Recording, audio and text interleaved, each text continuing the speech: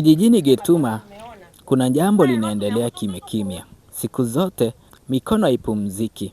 Majani makavu yanapandishwa, kufumwa na kuunganishwa kuwa mikeka na vikapu. Lakini swali kubwa linabaki, kwa nini kazi hii yenye ujuzi mkubwa inalipa kiasi kidogo hivi?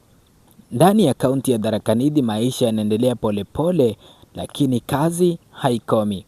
Hapa wanawake huketi chini ya miti wakifuma bidhaa kutoka mmea wa mchikichi wa kienyeji, ufundi uliorithiwa kutoka vizazi vya zamani. Ni kazi ya kuvutia, ni sanaa ya kale, lakini swali ni moja: je, inaweza kuwasaidia kuishi? Kwa miaka mingi ufumaji umekuwa chanzo cha kipato, lakini sasa wengi wanasema hali imebadilika. Mkeka mmoja au kikapu huchukua siku nyingi kutengeneza, lakini mwisho wake huuzwa kwa shilingi 50 tu. Wakati mwingine tunaendanga mbali kuchukua hii marara, juu sisi wote hatuna hii marara.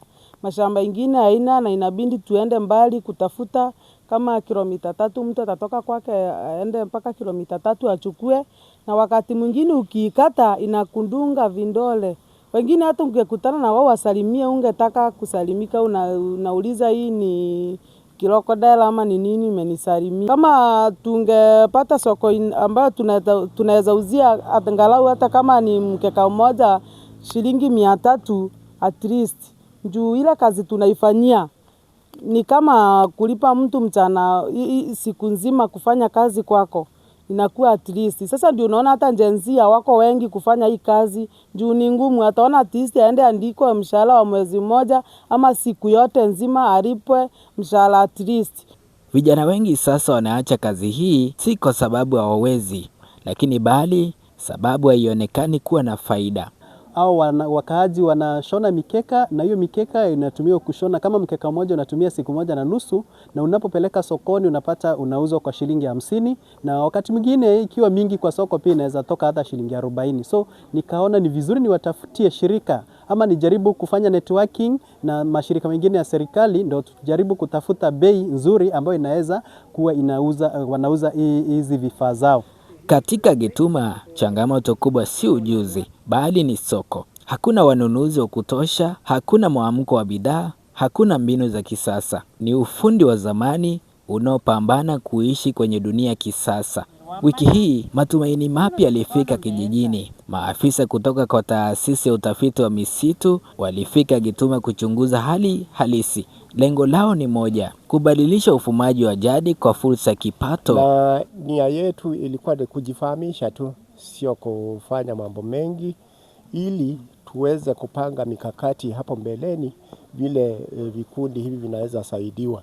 Na tumeona kwamba wanahitaji usaidizi upande wa uoteshaji wa dum palm, na pia soko la products zile wametengeneza ziko chini, na kwa hivyo wanahitaji usaidizi wawe linked to the market. Na hizo ndio mambo ambazo tutatafakari tunaporudi kwenye ofisi zetu kule Nairobi. Wanasema suluhisho si kuacha ufumaji, mitindo ya kisasa, ufungashaji bora na masoko mapya. Nimeona kuna watu wakongwe, kuna wamama katikati tu vile, pengine tungeongezea wa Gen Z. Unajua wakijipiga picha, everything is marketing. Kila kitu ni marketing kwa simu.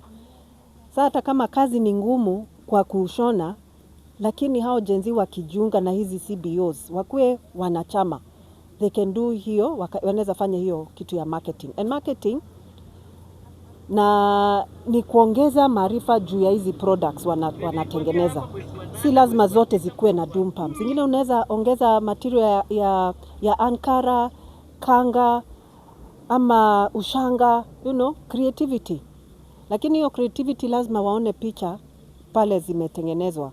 So ni hiyo mradi sasa tunaona tungiwasaidia kidogo tu, na because sasa wako kwa vikundi CBOs, registered groups.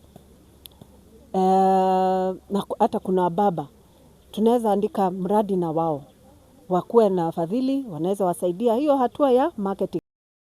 Wakazi wanasema wako tayari, lakini wamekwama. Wamejipanga kwenye vikundi vya CBO, wana ujuzi, wana bidii, lakini bila soko juhudi zao hazina matokeo. Na tunawauliza watusaidie ili tupate wafadhili ili tujenge ile nyumba nduka ya kuweka mikeka, drum pump production yote tuwe tunaweka hapo, halafu wale wanataka wanakuja kununua hapo.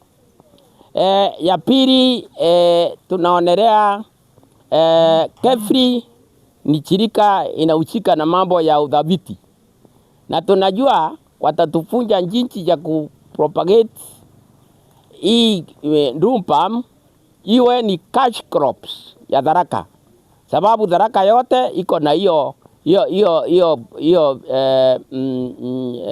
iko na hiyo kitu, na ninajua through the effort tutakuwa na training ili itasaidia kwa kina. Gituma tu si kijiji cha ufumaji, ni hadithi ya utamaduni, ni hadithi ya maisha, ni hadithi ya mapambano, lakini bila soko, ufundi huu unaweza kupotea kimya kimya. Kwa sasa, mikono inaendelea kufuma, ikiwa na matumaini kwamba siku moja dunia itaona dhamani yake.